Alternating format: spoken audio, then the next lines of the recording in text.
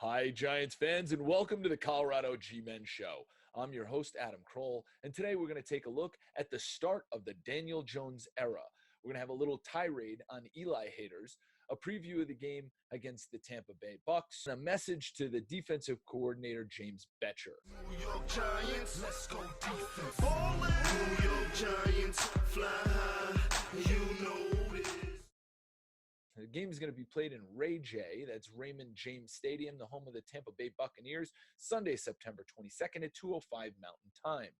After Jones was announced as the starter, the Bucs went from favored by 4 to favored by 6, giving the rookie no respect. On the injury side of things, wide receiver Golden Tate is serving his third game of his 4-game suspension. Wide receiver Cody Latimer, who poses a vertical threat, is out with a concussion he sustained last week against Buffalo. Wide receiver Benny Fowler is also questionable. Wide receiver Sterling Shepard is back for some much-needed support for Jones's debut.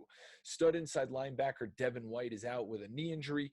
Backup cornerback Jamel Dean is out with an ankle injury. The players to watch, obviously, our newest toy quarterback Daniel Jones is making his debut start in the NFL. Linebacker Shaquille Barrett has 4 sacks, 5 quarterback hits, and 4 tackles for losses. Defensive back Vernon Hargraves is all over the field with 15 tackles in the first 2 games and the team's only interception.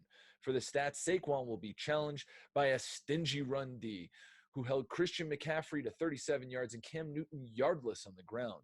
The first 2 games, the O-line has played better than any Giants offensive line I've seen since 2011. The Giants' third down conversions has been the Achilles heel of this team, while Tampa gets off the field on this critical down. Obviously, we could throw much of the Giants' stats out the window as Daniel Jones is going to make his own mark. Notes: this O is going to look very different with Daniel Jones. Shermer and Shula's offense, and McAdoo's too, were set up for a more mobile quarterback. What does this do? It spreads the offense wide. DNs have to stay at home because they have to worry about containment. This also alleviates some of the pressure on the offensive line in pass situations, but also spreads the offense wide for the running game. Expect game managing strategy that Eli's been running. Also, let's set expectations here. With the exception of 1 series in the preseason, Daniel Jones has only seen 1 first-team D so far. Expect some growing pains. What we want from him is to see that he doesn't make the same mistake twice. We also need him to grow his confidence while he's making these mistakes. When Tampa has the ball, there's no injuries to report. The players to watch: 5th-year quarterback Jameis Winston has completed 59% of his passes for an average of 201 yards per game this year. He likes to target wide receiver Chris Godwin and Mike Evans, who have 15.8 and 14.8 yards per reception, respectively. Watch for Peyton Barber pounding the ground game, with Ronald Jones spelling him at times. The stats: the Bucs O does not instill fear. The Giants D evokes laughter. Granted, it's only 2 games worth of data, but both teams suck with a slight edge to Tampa. Hey, Betcher, this is a message to you. Quit trying to be too fancy. These young players can't pick up your system.